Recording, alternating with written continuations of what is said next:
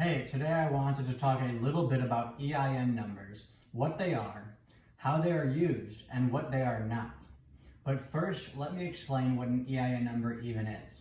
An EIN number is a tax ID number assigned to your business by the IRS. EINs are primarily used by entrepreneurs to open up a business bank account in the business's name, and according to the IRS, they are required if any of the following apply to you. You have employees, you operate your business as a corporation or a partnership, you need a bank account in the name of the business, you file employment, excise, or alcohol, tobacco, firearms tax, or other various returns. And those are the four main reasons that the IRS says you absolutely must have one. But now I'm going to explain what EINs are used for in a more practical sense and why you should probably get one even if one of those four don't apply to you. First, your EIN number, as I mentioned above, is required to open a bank account. If you are operating a business, then you should certainly have a business bank account, and in order to get one, you'll have to have an EIN number. Second, you will need the EIN number when it comes time to pay taxes to the US government. And third, the EIN number is required if you want to set up an online payment gateway, such as PayPal or Stripe. Fourth, various state and local governments will ask you for this when it comes time to obtain various business licenses and permits.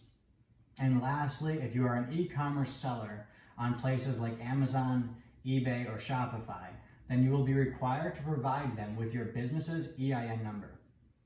So overall, if you have an online business that does something like drop shipping, affiliate marketing, blogging, or any other freelance type of work, then having an EIN number will be crucial for you to start and grow your business.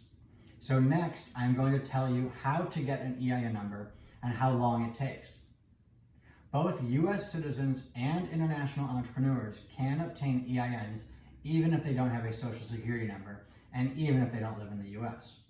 If you have a social security number, then obtaining the EIN number is relatively simple, and all you need to do is go to the IRS's website and answer some questions. The EIN number will be provided to you immediately.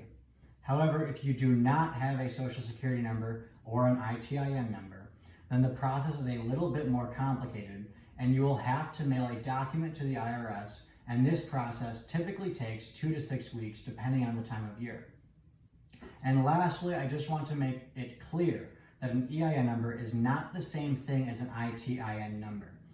There are two types of tax IDs, EINs and ITINs.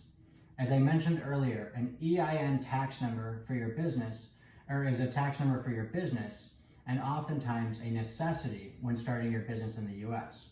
However, an ITIN, which stands for Individual Taxpayer Identification Number, is more of a personal tax number rather than a business tax number. Essentially, an ITIN is a personal tax number that you will need if you live in the US and need to file your taxes or do various other things, but don't have a social security number. Basically, if you're a non-US citizen, but you live in the US, then you will need an ITIN number as a substitute for a social security number.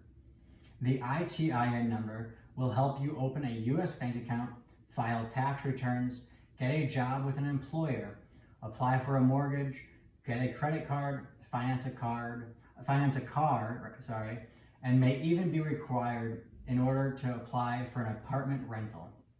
So just keep in mind that an EIN number is for your business, and an ITIN number is a personal number that is used by individuals that live in the US and can't get a social security number. And if you have any questions that may have been complicated, but don't hesitate to reach out to me via email, or you can leave a comment in the comment section below. Thanks.